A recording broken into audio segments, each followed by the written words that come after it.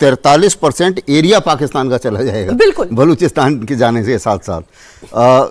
इसमें एक दो चीज़ें और मैं बताना चाहूँगा। मैं कुछ समय पहले कुछ बलूचियों के साथ भी बात कर रहा था कि ये जो जिरगा इन्होंने बुलाया है, जहाँ पर ये अच्छी भली ड्रेस और पोशाक पहन के बात कर रहे हैं, वो कह रहा था ये सारे के सारे पंजाबियों को बलूचियों की ड्रेस पहना के खड़ा किया हुआ है वहाँ पे, क्योंकि एक भी बलूची वहाँ पर नहीं है।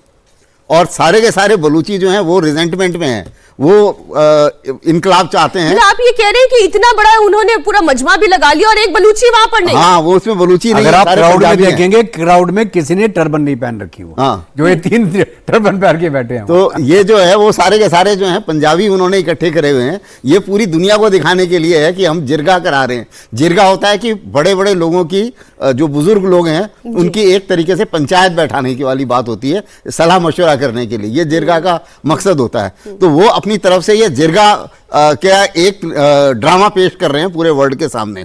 असल में क्या हुआ है कि एक बहुत इंपॉर्टेंट टाउनशिप जो है वो बलूची लिबरेशन आर्मी ने आज़ाद कर दी है। वहाँ पे इन्होंने कब्जा कर दिया है और उसके बाद में, और वो एक कम्युनिकेशन सेंटर है जिससे कराची और क्वेटा के बीच में जो कम्युनिकेशन है वो बीच में रुक सकता है।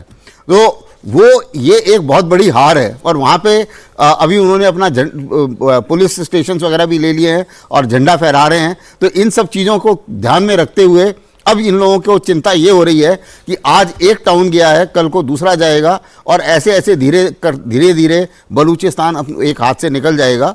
और उन्होंने पहले भी एक जो उनके एक्टिविस्ट्स हैं उन्होंने तो आज़ादी पहले ही जाहिर कर दी है, लेकिन अब ऑन ग्राउंड पर ऐसा लग रहा है कि बलूचिस्तान आज़ादी की तरफ आगे बढ़ रहा है। और ये एक चिंता का विषय है, इसीलिए वो जाके बड़े भाई वाली बात करने की वहाँ पर कोशिश कर रहे हैं।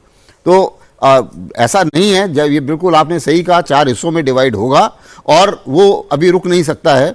बाल्कनाइजेशन पाकिस्तान का, यानी कि छोटे छोटे टुकड़ों में बंटना पाकिस्तान का तय है और ये अब होके रहेगा, क्योंकि झूठ के बल पर आप गवर्नमेंट नहीं चला सकते, झूठ के बल पर आप सबको जोड़ के नहीं रख सकते। और बलूचिस्तान का जितना अतिक्रमण हुआ है, जितना उनके ऊपर इन्होंने अत्याचार किए हैं, उन सब का हिसाब कभी ना कभी तो देना पड़ेगा।